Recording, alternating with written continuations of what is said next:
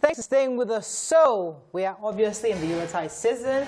We're currently witnessing our worst economic recession in 4 decades.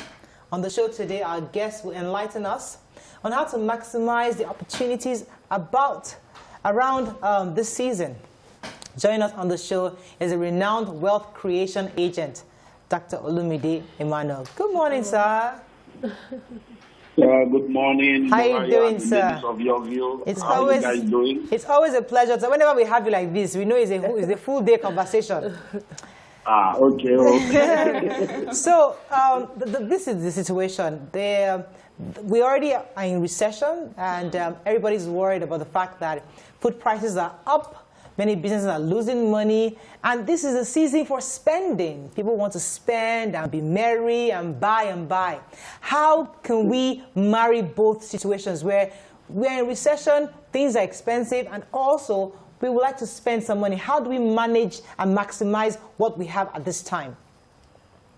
Okay, thank you very much for having me. When you say we're in recession, I don't know who are the we, because some people have been in recession forever. So they have never seen anything but recession. So when people mention all these heavy words, recession, depression, people are like, have we ever been out of it before? And there are people that have never been in recession. So when you see recession, they refuse to participate because they are not part of that equation. The reality is that things are hard and times are tough, things are challenging, but it's always been like that, and it will always be like that. The only thing you need to ask yourself is, how do I get out of that equation? The United Nations has defined living in poverty as living below $1 a day, and living in abject poverty as living below, living in poverty as living below, living in abject poverty as living below $1 a day.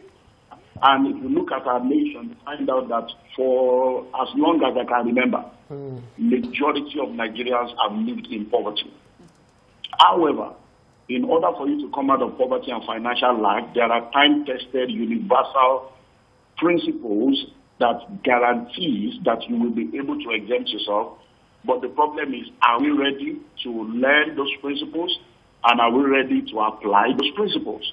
For instance, you have spoken about the fact that there is recession. However, we are in a time of spending. The question is, who defined that time as a time of spending? If somebody has defined the time as a time of spending, must you accept their definition? Can't you make a decision on your own personal life? Because there are only 3 things you can do with money. You can either waste it, you spend it, or you invest it. Foolish people waste money. Average people spend money. Wise people invest money. So you need to now ask yourself, am I a waster, a spender, or an investor? So regardless of the times, whether it's the beginning of the year, middle of the year, end of the year, you have to be able to have personal financial goals, your personal financial plan, your personal financial habit, your personal financial value. Okay. So you remember in those days when we were growing up, they used to have Christmas chicken, Christmas clothes. And it became like a major bondage to people. Hey, where's my Christmas clothes? And I keep asking people, what is the benefit of a Christmas clothes when the Christ of Christmas is not in your life? Right. What is the benefit of Christmas chicken? Is this sweeter than the other chicken? All right. Let me get a few more questions in for you, sir. Okay. Sir, I understand the rationale about not spending when you do not have enough, but the truth is that the way we lead our lives, sometimes our culture comes into play. So we have a tradition where, especially around this holiday season, even when as a business, as a person, if you haven't done well, you're expected to spend some sort of money, maybe on bags of rice, bottles of oil that you give either to your staff or to family members, to clients, all this, what do you call these baskets, that gift baskets that we do? It's a culture. And then as a business, it's like you're setting yourself up for, favor going forward. Right. And when you don't do that, it doesn't tell well about your business and also relationships going forward. How would you manage that? Okay, you see, you don't solve a problem at the same level of intelligence you were in when you created the problem. And any culture that does not promote your well-being is a useless culture that has expired and needs to be sent out. If COVID has not taught us any lesson, then we may never learn forever. Now, you have brought 2 things together. One, corporate, 2, personal and family. For the corporate, as a corporate entity, there is what we call cash flow management and financial management. You already know, okay, I have customers. If you understand financial management and cash flow management, a portion of your profit, a portion of your income must already be earmarked for what you are mentioning now. So we know, okay, as a company, at the end of the year, we're going to do. So it is already part of the budget. It's already part of the financial plan and financial policy. So by the time we are getting to December, the money for that is already in a separate account. If you want to do barako at the end of the year, then have a budget and a plan for it.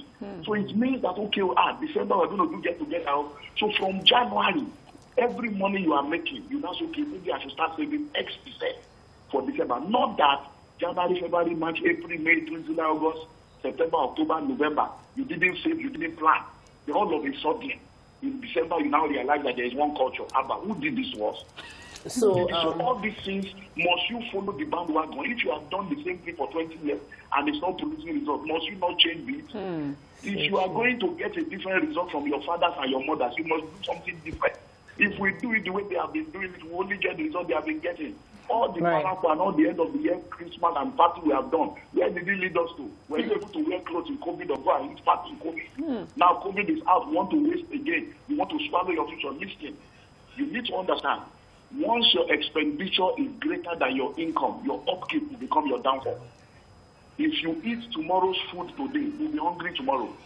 If you wear tomorrow's clothes today, you'll be naked tomorrow. Okay. If you live tomorrow's life today, you have no life to live tomorrow. So we have to face the reality of our personal economy. All right. Thank you very much, sir. I'm told that we have to go for a live show right now. I'm told that the president will be making a speech at an event and we'll be cutting up. But we'll continue the show on the TV's Entertainment channel. Go ahead, Tokwe. Okay. So this is just for our viewers on TV's Entertainment. I wanted to ask, something very similar to what Dr. Olumide Emmanuel is saying now happened to me just yesterday. I'm sure the person who's actually watching the show reached out to me that she needed financial help. And I said, what for? And she said that it was because she wants to use the money to print calendars that she will give her customers. And I'm like, must you do this for your customers? That do what is convenient for you. And I think that what he's been saying since is to help us understand that you don't put yourself under pressure to do what everybody else is doing unless it's convenient for you. However, there's some things that it's not about convenience, like food. People have visitors this season. You cannot tell them you are not at home. And you also need to, you spend more time at home this season and you'd want to eat well.